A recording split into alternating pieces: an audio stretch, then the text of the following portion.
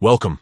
Today, I'll show you how to set the right swipe action to archive in your Gmail app, using the latest steps so you can keep your inbox neat with just a swipe.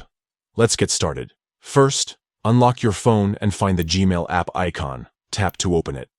At the top left corner, look for the three horizontal lines, also known as the menu icon. Give that a tap. A sidebar will slide open.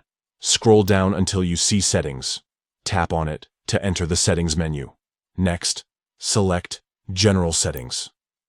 This section controls app-wide features, including swipe actions. Inside General Settings, look for an option that says Swipe Actions. Tap on this to open the customization screen for your inbox gestures. You'll see two options, right swipe and left swipe. We're focusing on the right swipe today, so tap on Change next to right swipe. A list of possible actions will pop up. Here, select Archive from the choices.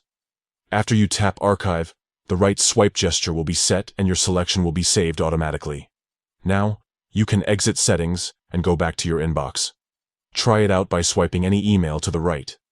Instantly, that message will be moved into your archive, clearing up your inbox without deleting anything important.